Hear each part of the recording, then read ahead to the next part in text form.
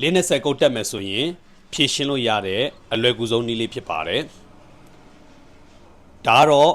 ဂျန်ကောင်အဖြောင်းကိုကြောက်စကားအတွင်းထဲမှာပါတာဖြစ်ပါတယ်ဒါကတော့ကျွန်တော်တို့ဂျန်ကောင်အကွေးပဲဖြစ်ပါတယ်ဂျန်ကောင်အကွေးလို့ခေါ်ပါတယ်ဒါကတော့ဂျန်ကောင်အဖြောင်းမှာတက်ရတာလည်းလွယ်ပါတယ်မိတ်ဆွေတို့ရဲ့အိုတူးဆန်စာနောက်အလုံးမှာဂျန်ကောင်လေးကိုဒီလိုဆွတ်ပေးလိုက်ရင်ရပါပြီပြီးရင်ကားမှာပြန်တက်လိုက်ရုံပါပဲဒါကဂျန်ကောင်အဖြောင်းမှာ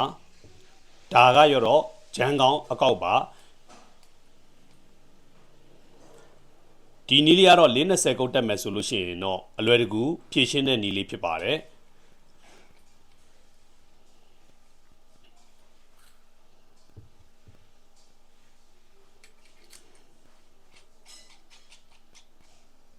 ဒါဆိုရင်မိတ်ဆွေရဲ့ကားမှာ P0 420ကုတ်တက်ရင်အလွယ်စမ်းသုံးကြည့်လို့ရပါတယ်